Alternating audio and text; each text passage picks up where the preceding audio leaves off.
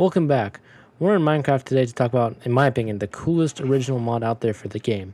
This mod is, of course, Twilight Forest, and it adds...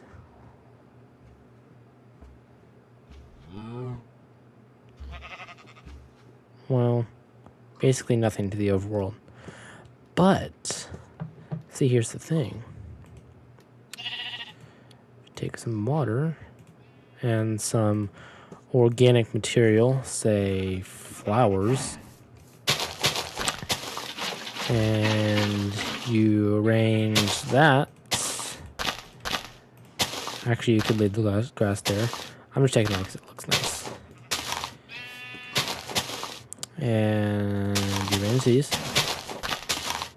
And then, here's the real corker. Put all that stuff away because nobody cares.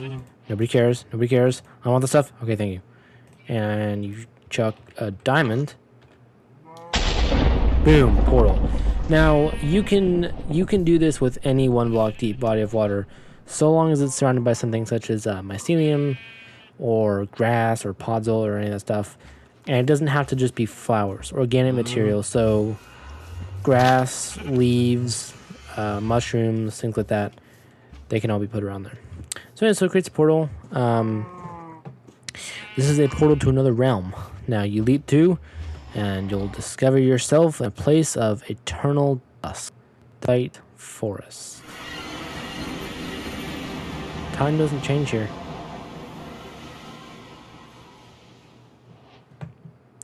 Here you will find mystical creatures and menacing evils, along with around a dozen unique biomes. Pretty sure it's more than a dozen, but hey. Here's the awesome part, though. There is actually a linear questing system involving you fighting multiple really tough bosses. What are you doing, skeleton?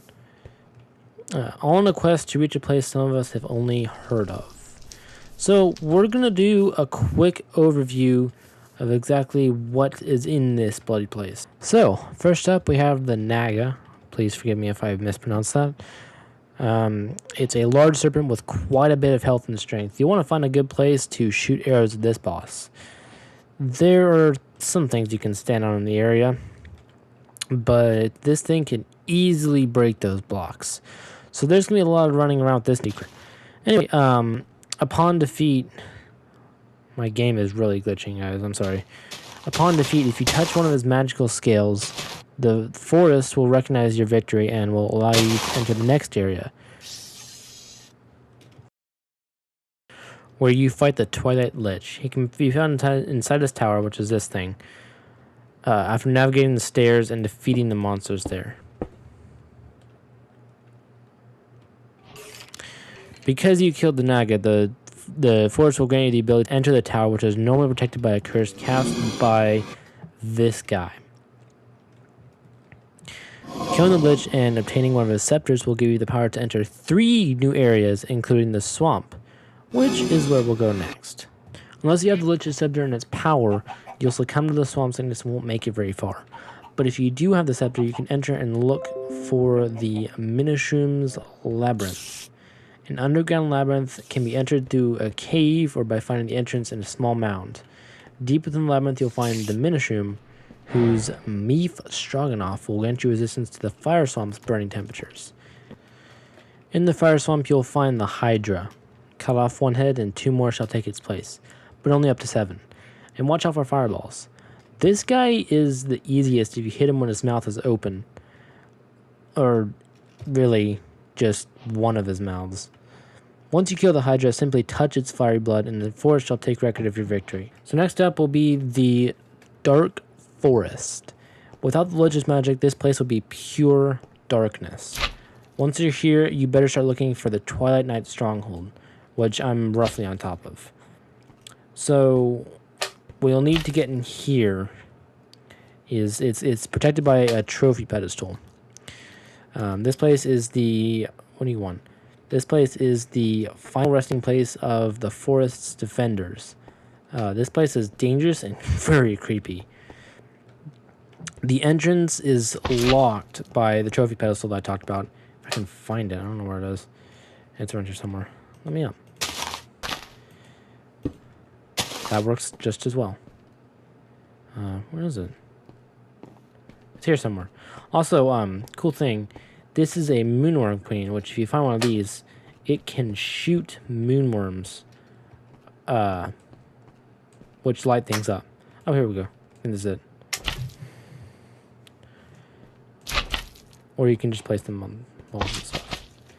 So there's a trophy pedestal around here somewhere. There's also a map that will show you around. It's a special kind of map. Ah, here it is. So, trophy pedestal. So you place a trophy from one of the previous bosses that you've defeated, which will then unlock this. So once you're inside, you'll have to find the Night Phantoms. They're in a special room somewhere, and they're also incredibly skilled and incredibly powerful. Sending the Phantoms to their final rest will break the curses on the Dark Tower, allowing you to enter. At the top of this tower, you'll find the Urghast.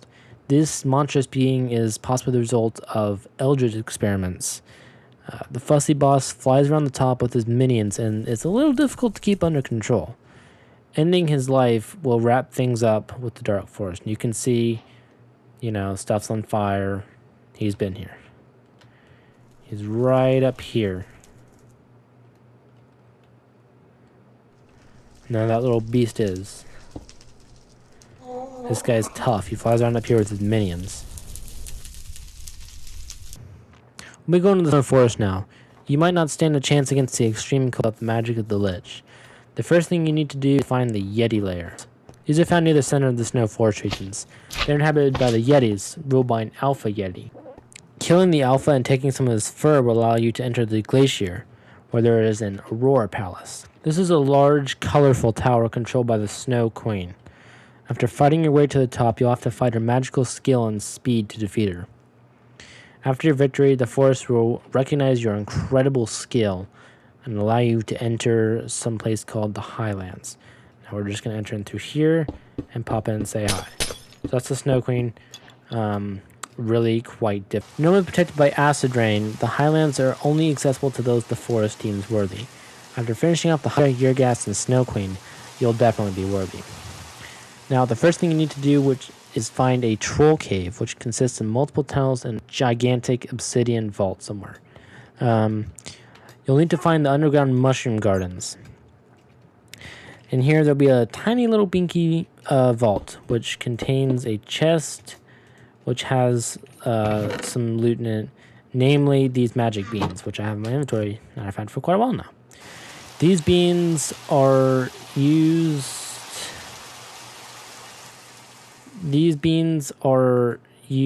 here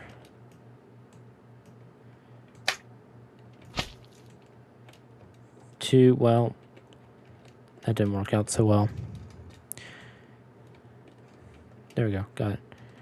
Okay. These beans are used to travel to the Cloud Cottage. Now, I'm not entirely sure if I can climb that vine all the way, but hey. This is a giant cottage situated on a cloud and patrolled by several giants. Killing them should net you a giant's which you'll need to break open the giant vault and troll cave in the troll cave. You'll get the Lamp of Cinders, which you'll need to ascend to the forest's final challenge.